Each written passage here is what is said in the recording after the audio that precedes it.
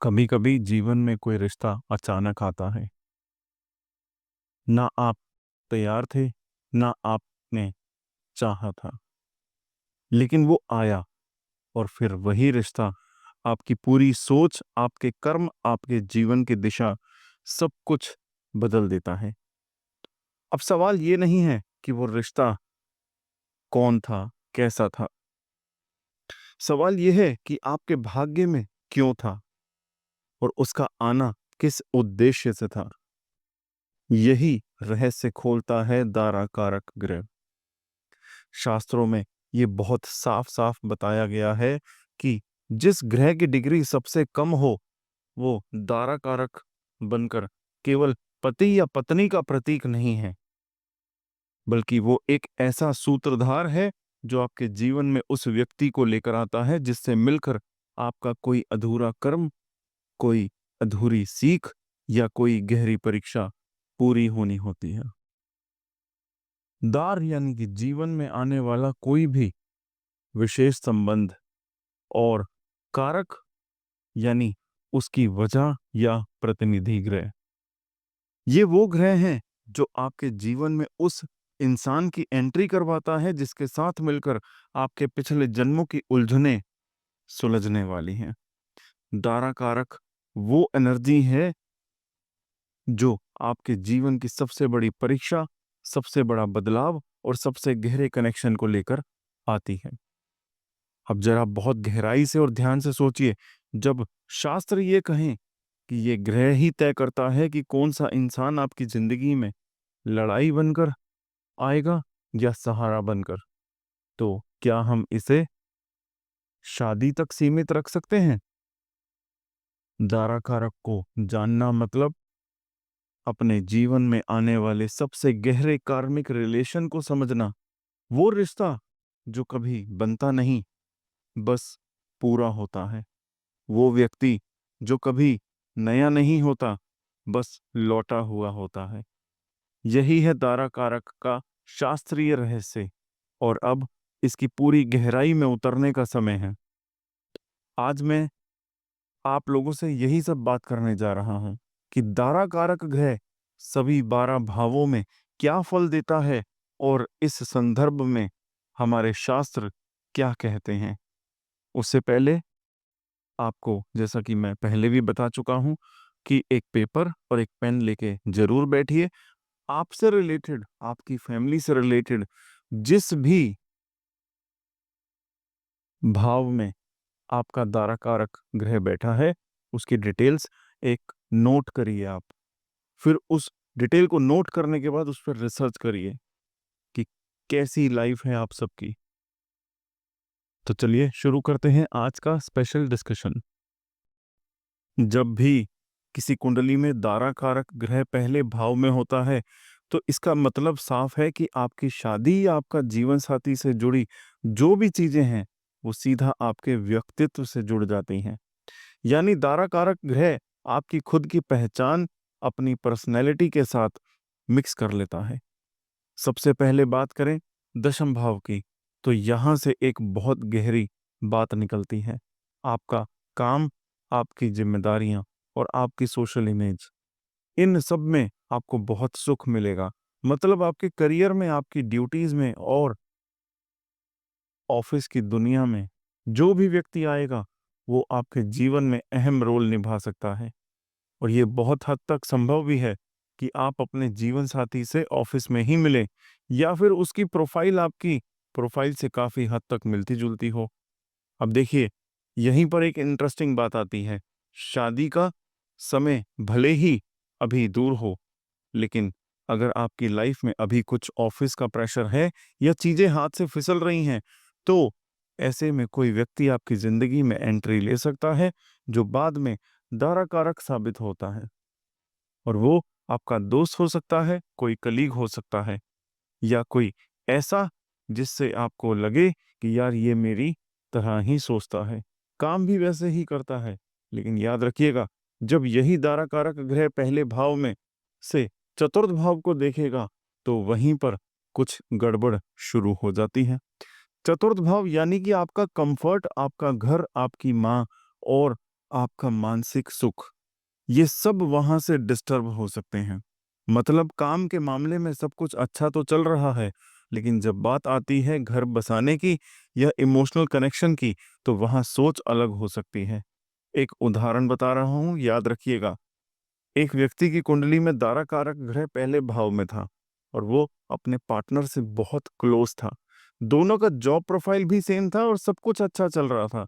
लेकिन जैसे ही बात घर खरीदने की या सेटलमेंट की आई, वहां उनकी सोच बिल्कुल अलग हो गई और शादी टल गई, सिर्फ इसीलिए क्योंकि वो इमोशनल अंडरस्टैंडिंग नहीं बना पाए जो चतुर्थ भाव से चाहिए थी। इसीलिए पहले भाव में दारा कारक एक तरफ दशम भाव के सुख देता है, यानी कि काम में परफेक्ट मैच, काम से पहचान और सफलता, लेकिन वहीं चतुर्थ भाव से सुख में रुकावट भी डालता है।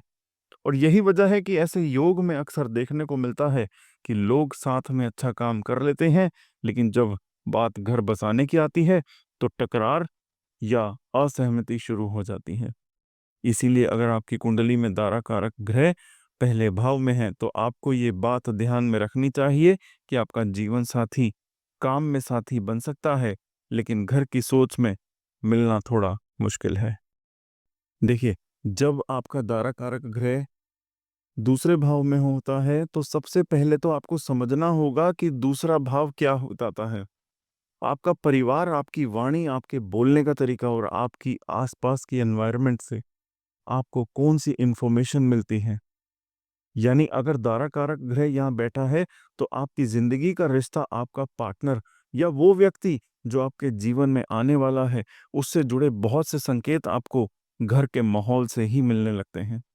आपकी सोच, बोलने के स्टाइल और आपका पारिवारिक बैकग्राउंड, यही सब आपकी शादी के लिए फाउंडेशन बन जाते हैं। अब यहाँ एक और बहुत ही इंटरेस्टिंग चीज है कि दारा कारक ग्रह जब दूसरे भाव में होता है, तो ये 11वें भाव को सुख, अर्गला यानी कि कंफर्ट देता है। और 11वां भाव क्या है? ये आपके दोस्तों का, आपकी इच्छाओं का, आपकी सोशल सर्कल और बड़ी बड़ी लाइफ गोल्स का भाव है। ऐसे में कई बार आपको ऐसा व्यक्ति मिल सकता है जो पहले दोस्त बना हो, कोई गेम खेलते हुए मिला हो या किसी ऑनलाइन प्लेटफॉर्म पर मिला हो। कोई विश फुलफिल करते हुए आप दोनों की मुलाकात हुई हो। यानी जो भी दोस्ती की फीलिंग है, बॉन्डिंग है, जो मजेदार वाइब होती है, वो सब 11वें भाव के जरिए शादी के रिश्ते में आती है। और कभी कभी यही 11वां भाव लॉन्ग डिस्टेंस रिलेशनशिप की संभावना बनाता है। हो सकता है कि आपका जीवन साथी किसी और शहर में हो या आप दोनों धीरे धीरे एक कॉमन विश के साथ जुड़े हैं। कोई कॉमन इंटरेस्ट हो, जैसे ट्रैवल, गेमिंग या कोई और मनोरंजन। यहाँ तक कि कई बार यही योग फ्रेंड जोन्ड रिलेशनशिप भी दिखाता है, जहां आप इमोशनली जुड़ते हैं लेकिन कमिटमेंट तक नहीं पहुंच पाते, या फिर बहुत टाइम लग जाता है उस कमिटमेंट तक पहुंचने में। अब जरा ध्यान से सुनिए जो मैं बताने वाला हूं। जैसे ही यही दारा कारक ग्रह 5वें भाव पर दृष्टि डालता है, तो उसे प्रभावित करता है, तो वहां थोड़ी डिस्टरबेंस आ जाती है। क्यों? क्योंकि 5वां भाव है प्यार का, इमोशन का और पढ़ाई का या क्रिएटिविटी का भाव। और जब ये वहां पर इफेक्ट डालेगा, तो आपको लगता है कि यार ये रिलेशनशिप मेरी पढ़ाई या मेरी इमोशनल स्टेबिलिटी खराब कर रहा है। आप सोचते हैं कि मुझे रिलेशनशिप में इमोशनल डेप्थ चाहिए, लेकिन सामने वाला दोस्ती के जोन में है या फिर इमोशंस को उतनी गहराई से नहीं ले रहा, और वहीं से कन्फ्लिक्ट शुरू हो जाते हैं। तो ये जो अर्गला की अप्रोच है, ये हमें सिखाती है कि 11वें भाव में सुख है, लेकिन 5वें में डिस्टरबेंस है। इसीलिए जब भी आप किसी रिलेशनशिप में हो, आपका दारा का ग्रह दूसरे भाव में हो, तो आपको समझना होगा कि जो भी व्यक्ति आपकी जिंदगी में आएगा, वो आपको कंफर्ट तो देगा, लेकिन सोशल कनेक्शन, कॉमन इंटरेस्ट, दोस्ती और सपनों की दुनिया में, लेकिन जब आप उससे डीप इमोशनल इन्वॉल्वमेंट चाहते हैं, तो वहां थोड़ी उलझन हो सकती है। और यही वो जगह है जहां हमें थोड़ा धैर्य, समझदारी और दूरी बनाए रखने की जरूरत होती है। आपका दारा कारक ग्रह तीसरे भाव में है, तो सबसे पहले समझिए कि तीसरा भाव है क्या, क्या बताता है तीसरा भाव? कम्युनिकेशन, लोकल ट्रैवल, मेहनत, इनिशिएटिव लेना, हिम्मत और करेज का भाव है। और जब यहाँ पर दारा कारक ग्रह बैठता है तो इसका मतलब ये हुआ कि आपके जीवन में जो भी व्यक्ति रिश्ता बनाकर आएगा वो आपको बार बार कहेगा कुछ बड़ा करो, कुछ बड़ा इनिशिएटिव लो, हिम्मत दिखाओ, या फिर किसी मेहनती काम में लग जाओ। कई बार वो आपको जिम ज्वाइन करने जैसे छोटे स्टेप्स से लेकर किसी बड़े मिशन में भाग लेने तक प्रेरित कर सकते हैं। और आप खुद सोचते होंगे कि मैंने ऐसा क्या बोल दिया जो इतना बड़ा काम कह दिया। लेकिन यही इस भाव की खासियत है कि आपका पार्टनर आपको एक्शन में डालना चाहता है। अब जरा ध्यान दीजिएगा, दारा कारक ग्रह तीसरे भाव में होते हुए 12वें भाव को सुख अर्गला देता है, यानी 12वां भाव इससे कंफर्ट पाता है। अब 12वां भाव किसका होता है? Long distance relationship, imagination, fantasy world, spirituality और प्राइवेट लाइफ का भाव। मतलब ये कि आपका जो रिश्ता है वो बहुत बार आपको किसी इमेजिनरी ड्रीमी जोन में ले जाएगा, जैसे आप किसी अलग दुनिया में जी रहे हैं। कभी आप ऑनलाइन ही डीपली जुड़ जाते हैं, कभी लॉन्ग डिस्टेंस में लव बिल्ड होता है, कभी ऐसा लगता है कि ये पर्सन मेरी दुनिया से बाहर का है और वो आपको एक ऐसा कंफर्ट देता है जो रियल लाइफ में नहीं मिल पाता। यहाँ तक कि फिजिकल अट्रैक्शन और फैंटेसी बेस्ड बॉन्डिंग भी इस अलाइनमेंट में बहुत स्ट्रांग होती है। अब जो असली मुद्दा आता है वो है कि ये दारा कारक ग्रह छठे भाव को डिस्टर्ब करेगा। और छठा भाव किसका है? Daily routine, problem solving, discipline, competitions और सर्वाइवल इंस्टिंक्ट का। यानी जब आप उस ड्रीमी रिलेशनशिप से बाहर निकलकर रियल लाइफ में आएंगे तो वहां समस्याएं खड़ी हो जाती हैं। रिश्ता या तो बहसों में बदल जाएगा या आप और सामने वाला हमेशा एक दूसरे की प्रॉब्लम सुलझाते ही रहते हैं लेकिन खुद स्टेबल नहीं हो पाते। और वही कारण है कि जिससे कई बार लोग कहते हैं मैं मेहनत तो कर रहा हूं लेकिन एग्जाम क्रैक नहीं हो पा रहा, क्योंकि दारा कारक ने छठे भाव की जो प्रॉब्लम सॉल्विंग एबिलिटी है उसे ब्लॉक कर दिया। इसीलिए ये जो कॉम्बिनेशन है तीसरे भाव में दारा कारक, ये आपको ड्रीमी, लॉन्ग डिस्टेंस और प्राइवेट जोन की तरफ लेके जाएगा, लेकिन डेली रिस्पॉन्सिबिलिटी और रियलिटी में बार बार फेलियर्स या फ्रस्ट्रेशन देगा।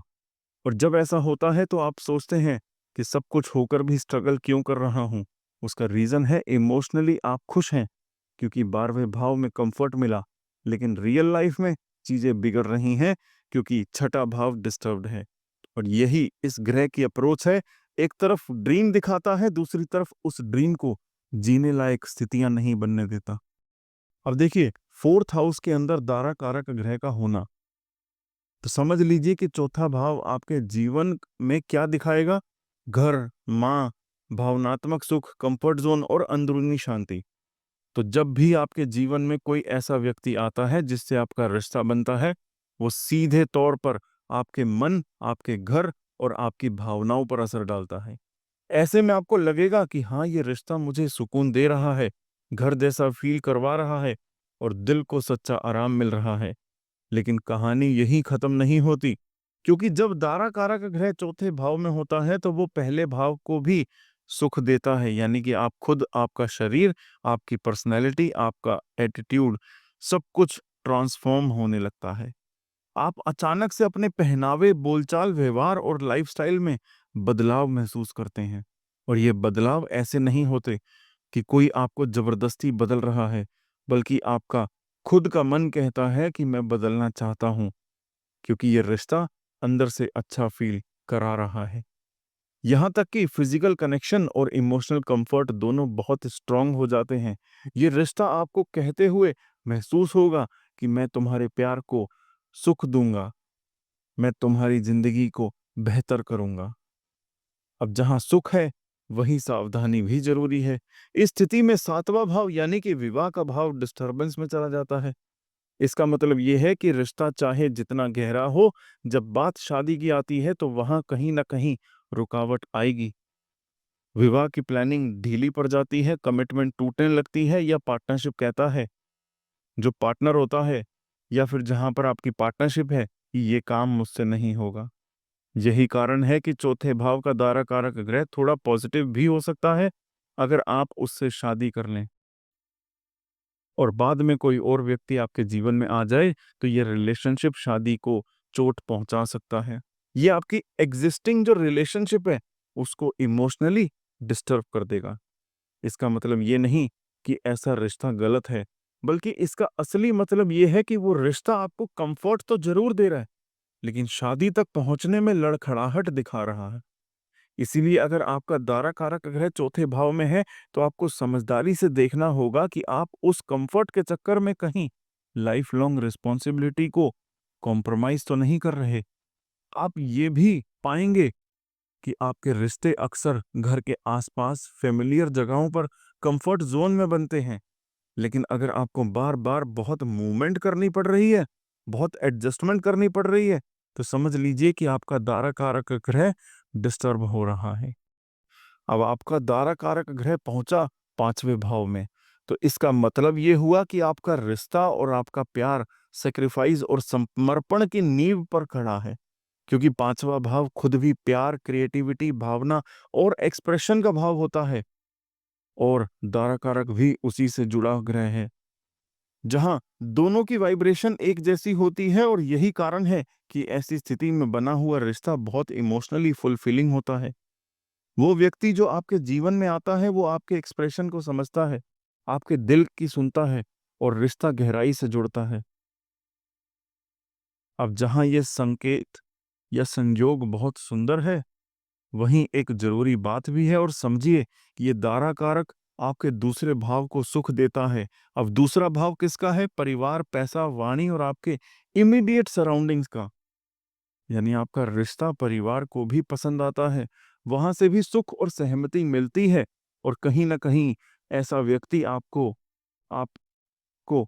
पास के ही किसी क्षेत्र में मिल जाएगा, चाहे वो आपका ऑफिस हो, पड़ोस हो या कोई ऐसा प्रोफेशनल सर्कल जहां आप रोजाना इंटरेक्ट करते हैं।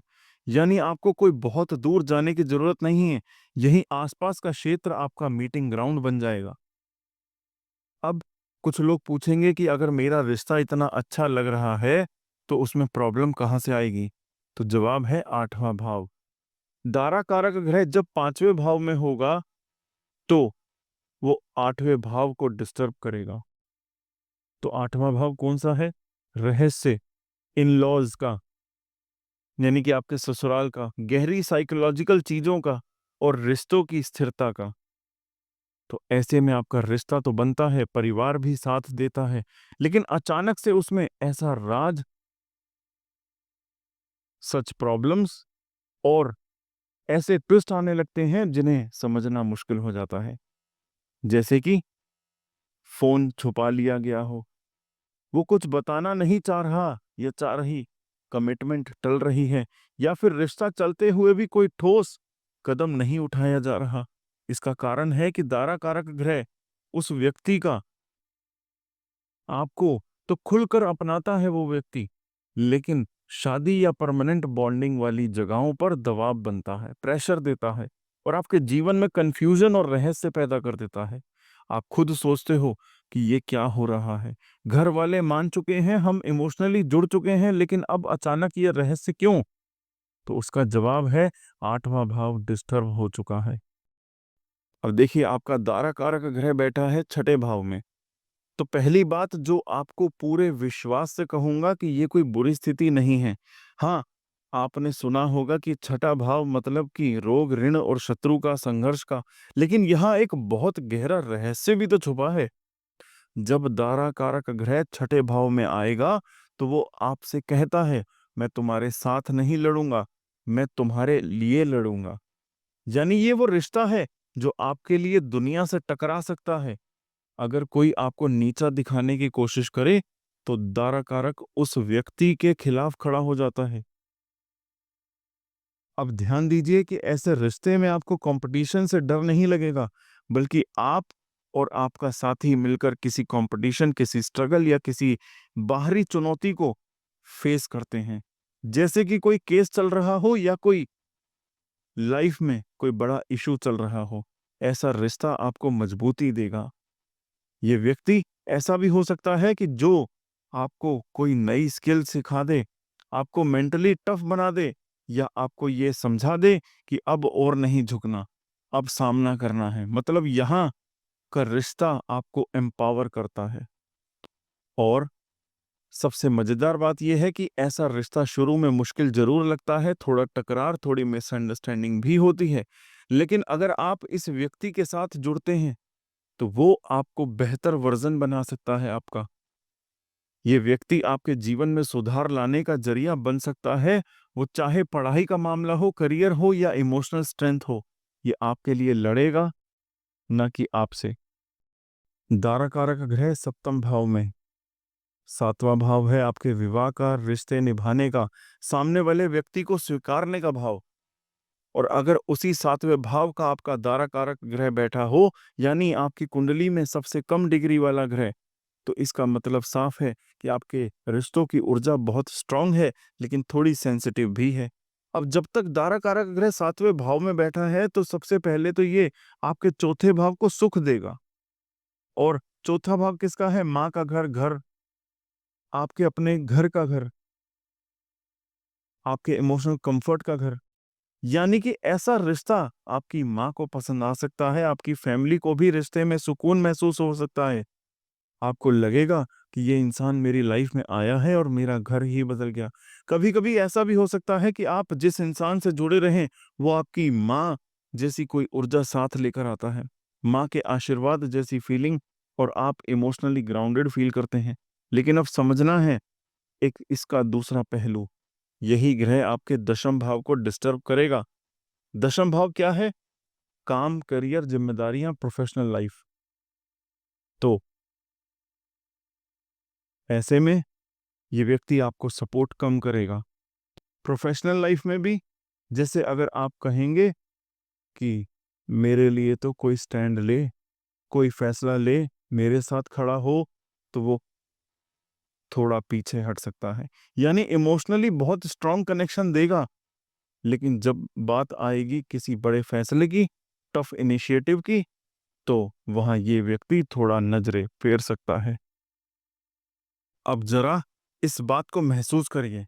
कभी आपने ऐसा महसूस किया होगा कि किसी रिलेशनशिप में बहुत सुकून था, पर जैसे ही जिम्मेदारियां आईं, जैसे शादी की प्लानिंग, घर चलाने की बातें, या करियर में एक दूसरे के साथ चलने की, तो रिश्ता थोड़ा भारी लगने लगा। ये सब दाराकारक के सातवें भाव में बैठने की वजह से होता है। इसका मूल स्वभाव यही है कि आपको इमोशनली बहुत कुछ दे, लेकिन रिस्पॉन्सिबिलिटी की टेस्टिंग में थोड़ा कमजोर पड़ जाए। और एक बात और, कि ऐसा व्यक्ति बहुत मीठा बोलने वाला होगा, बहुत प्यार से बात करेगा, लेकिन वो बातें सिर्फ सुख देने तक सीमित नहीं रहती हैं। आपको लगेगा कि यार ये इंसान मुझे बहुत कुछ समझाता है, लेकिन जैसे ही आप चाहेंगे कि अब ये मेरे लिए डिसीजन ले या कोई एक्शन ले, तो वहां से ये कह सकता है मुझे माफ करना, मैं इतना स्ट्रांग नहीं हूं। तो ये है दाराकारक का सातवें भाव में बैठने का असर। ये आपको प्यार देगा, आपके घर को सुख देगा, आपकी माँ को भी अच्छा लगेगा। लेकिन जब आप चाहेंगे कि अब ये रिश्ते को आगे बढ़ाएं, जिम्मेदारी निभाएं, तो थोड़ा सा डगमगा सकते हैं। यहां से हमें ये समझना है कि ये रिश्ता बुरा नहीं है, बस इसकी सीमा समझनी जरूरी है। ये भावनात्मक कंफर्ट देगा, पर कामकाज की दुनिया में थोड़ी दूरी बनाएगा। आपका दारा कारक ग्रह आठवें भाव में बैठा है, तो इसका मतलब ये नहीं कि कुछ डरावनी चीजें होने वाली हैं, बल्कि इसका मतलब ये है कि आपके जीवन में जो भी रिश्ता आएगा, वह बहुत गहराई वाला, इंटेंस और रहस्यमयी होगा। अब आठवां भाव है क्या? ये है जीवन के सडन इवेंट्स, गहरी भावनात्मक अनुभव और अतीत के कर्मों का फल। तो जब दारा कारक यहाँ पर, यानी कि जो ग्रह आपके पार्टनर को दर्शा रहा है, यहाँ बैठता है, तो वो सीधा सीधा आपकी सोल लेवल इमोशनल डेप्थ से जुड़ता है। यानी आपका रिश्ता कोई हल्का फुल्का या कैजुअल नहीं होगा, वो ऐसा होगा कि जिसे आप रोज महसूस करेंगे, दिल में, दिमाग में, और शायद सबकॉन्शियस माइंड में भी।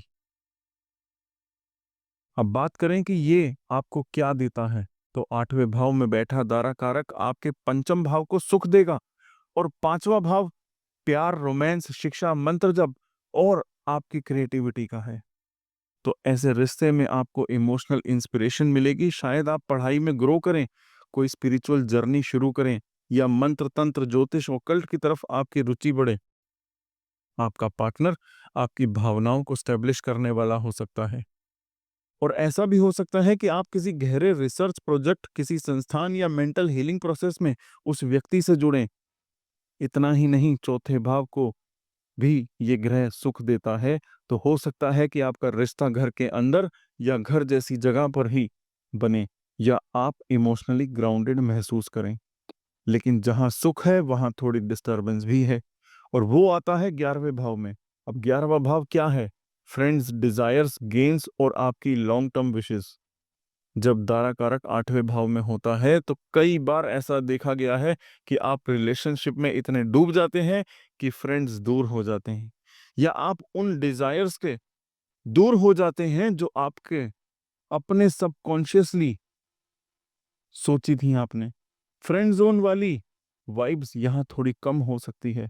मिलना जुलना, ग्रुप में कनेक्शन बनाना मुश्किल हो सकता है, और जो अल्टीमेट गेन चाहिए, मतलब वो स्पेसिफिक फुलफिलमेंट, वो शायद मिले ही ना। इसीलिए आपको लगेगा कि मैंने तो सब कुछ दिया, फिर भी कुछ अधूरा है। और सबसे खास बात क्या है कि ये रिश्ता ऐसा हो सकता है जो पिछले जन्मों के कर्मों से जुड़ा हो। यानी ये व्यक्ति आपकी लाइफ में इसलिए आया है क्योंकि आपने पास्ट लाइफ में कुछ ऐसा किया था, और अब वो एनर्जी रीपे हो रही है। और इसीलिए भले ही आप बहुत कुछ करें या ना करें, ये कनेक्शन वैसे ही अनफोल्ड होता चला जाएगा। इसीलिए इस तरह के संबंधों में लॉजिक और प्रैक्टिकल अप्रोच हमेशा काम नहीं करती। अब दारा कारक ग्रह बैठा है 9वें भाव में, तो सबसे पहली चीज जो आपको समझनी है कि ये कोई मामूली प्लेसमेंट नहीं है। नवम भाव है आपके भाग्य का घर, आपके पिता का घर, धर्म का घर, विदेश यात्रा का घर, और सबसे ज्यादा ये अरेंज मैरिज के संयोग का घर। और जब दारा कारक ग्रह यानी आपके जीवन साथी का संकेतक ग्रह यहाँ बैठता है, तो इसका मतलब होता है कि आपका रिश्ता आपके भाग्य से जुड़ा है, आपके धर्म से जुड़ा है, और शायद आपको अरेंज मैरिज के जरिए या किसी धर्म ज्ञान विदेशी अनुभव के जरिए पार्टनर मिल सकता है। लेकिन अब जरा गौर करिएगा, ये ग्रह छठे भाव को तो सुख देगा। छठा भाव है आपके शत्रु का, बीमारी का, प्रतियोगिता का, मुकदमेबाजी, बदनामी का। ये सब इसी घर के तत्व हैं। तो यहाँ पिक्चर थोड़ा कॉम्प्लेक्स हो जाती है। आपका पार्टनर आपकी लाइफ में आता है और जाने अनजाने में छठे घर को एक्टिव कर देता है। इसका मतलब ये नहीं कि वो व्यक्ति आपके लिए दुश्मन है, पर उससे जुड़ते ही आपकी लाइफ में कुछ चैलेंजेस या कॉन्फ्लिक्ट्स आ सकते हैं। कभी परिवार से मतभेद, कभी पिता से क्लैश, या समाज में कोई ऑकवर्ड सिचुएशन, ये सब हो सकता है। अब इसका मतलब ये नहीं कि आपको डरना है। कभी कभी यही प्लेसमेंट आपको जिंदगी में आगे भी ले जाती है। अगर आप किसी कंपटीशन में हैं, या आपको लीगल सपोर्ट चाहिए, या नौकरी में कोई बड़ी लड़ाई है, तो यही पार्टनर आपके लिए बहुत बड़ा सहारा भी बन सकता है। मतलब वही इंसान जो आपको पर्सनली चैलेंज करता था, वही प्रोफेशनली आपकी स्ट्रेंथ भी बन सकता है। यही तो है नवम भाव का डुअल एनर्जी वाला चार्म। अब बात करें कि दुख कहाँ मिलेगा, तो वो मिलेगा 12वें भाव को। कुछ डिस्टरबेंस हो जाएगी वहां पर, यानी कि लॉन्ग डिस्टेंस रिलेशनशिप में परेशानी, या इंडिपेंडेंस में थोड़ी बाधा, या फिर ऐसा लगना कि आप अपनी पर्सनल स्पेस खो रहे हो। आपकी इमेजिनेशन, आपकी फ्रीडम, थोड़ा कुछ यहाँ डिस्टर्ब हो सकती है। इसलिए मैं कहूँगा कि इस पार्टनर को दोस्त की तरह समझो, जैसे कोई बड़ा भाई बहन या कोई गाइडिंग लाइट जो आपको आगे ले जाने आया है, लेकिन साथ ही कुछ कार्मिक टेस्ट के साथ। आपका दारा कारक ग्रह पहुंच गया आपके दशम भाव में, तो यहां से ध्यान से समझिए, ये एक बहुत ही जिम्मेदारी वाली प्लेसमेंट है। दशम भाव है आपकी जिम्मेदारियों का घर, आपके कर्म का घर, आपका प्रोफेशन, आपकी पब्लिक इमेज, और सबसे खास बात, आपके जीवन का सोशल कंट्रीब्यूशन। अब जब दारा कारक ग्रह यहाँ बैठता है, यानी कि जिस ग्रह की सबसे कम डिग्री है, जो आपके जीवन साथी को दर्शाता है, तो वो एक साफ-साफ संदेश दे रहा है कि रिश्ते को ज़िम्मेदारी की नज़र से देखो, इसे सीरियस लो और इसे ऐसे समझो कि ये रिश्ता सिर्फ़ प्रेम नहीं, एक ज़िम्मेदारी है। अब इस प्लेसमेंट की खास बात क्या है? ये सप्तम भाव को तो सुख दे रहा है, यानी कि विवाह के लिए ये प्लेसमेंट सपोर्टिव है। अगर रिश्ता अरेंज्ड हो या फैमिली द्वारा तय किया गया हो, तो ये और भी ज़्यादा अच्छा है। अगर आप शादी के बाद एक स्थिर और जिम्मेदार रिश्ता निभा रहे हैं, तो समझ लीजिए कि ये प्लेसमेंट फल दे रही है। दारा कारक ग्रह यहाँ खुद कहता है, मैं जिम्मेदारी लेने आया हूँ। यानी ये वही रिश्ता होगा जो कहेगा, चलो घर बसाते हैं, चलो जिम्मेदारी लेते हैं। यहाँ कोई चाइल्डिश टाइम पास एनर्जी नहीं होगी। यहाँ सीरियसनेस, कमिटमेंट और मैच्योरिटी की बात होगी। अब आप सोचिए कि इस प्लेसमेंट में मिलना कहाँ हो सकता है? ऑफिस, जॉब इंटरव्यू, किसी ऑफिशियल इवेंट में, या फिर ऐसी किसी सिचुएशन में जहां आप दोनों प्रोफेशनली जुड़े हों। यहाँ दोस्ती से पहले जिम्मेदारी का भाव आता है। कभी-कभी ऐसा भी हो सकता है कि आप किसी से मिलने जाते हैं सिर्फ शादी के कंटेस्ट में, और वहीं से दोस्ती और रिश्ता शुरू हो जाता है। और जब ये रिश्ता आपके जीवन में आता है, तो ये आपके शरीर को सुख देता है, आपके आत्मविश्वास को भी बढ़ाता है और आपकी पर्सनैलिटी को स्टेबल बनाता है। लेकिन हाँ, यहाँ पर एक बारीक बात को समझिए, दारा कारक का दशम भाव में होना आपको कंपेल करता है कि इस रिश्ते को सीरियसली या सीरियसनेस से लें, वरना ये रिश्ता एक प्रेशर्ड बॉन्ड भी बन सकता है।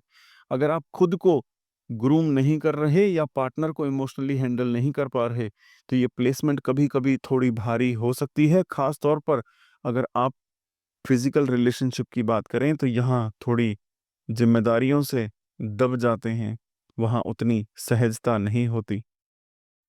तो मेरी सलाह यही होगी कि अगर आपका दारा कारक ग्रह दशम भाव में है, तो रिश्तों को भी एक जिम्मेदारी की तरह निभाइए, और साथ ही अपने प्रोफेशनल लाइफ और मटेरियल लाइफ को एक दूसरे से कलेश ना करें और ना ही करने दीजिए। तभी ये ग्रह आपको रियल फल देगा और आपके सप्तम भाव को सुख और स्थिरता दोनों देगा। अब देखिए, 11वें भाव में आपका दारा कारक ग्रह है,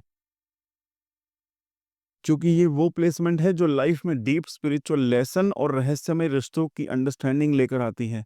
11वां भाव है लाभ का घर, डिजायर, फ्रेंडशिप, फुलफिलमेंट, और जब तक, या फिर ये कहूं कि जब यहाँ दारा कारक ग्रह बैठा है, तो इसका सीधा असर पड़ता है आपके अष्टम भाव पर, यानी आपकी लाइफ के secret, hidden relationship, mystical experiences, और कई बार तो स्पिरिचुअल अवेकनिंग तक।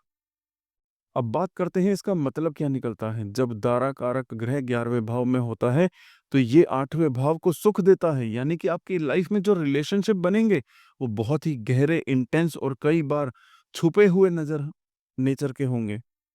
कई लोग कहते हैं कि रिश्ता बना और हम अध्यात्म की तरफ मुड़ गए। हाँ, ये वही प्लेसमेंट है जो सीक्रेट, सोलफुल और ट्रांसफॉर्म करने वाले संबंध देता है।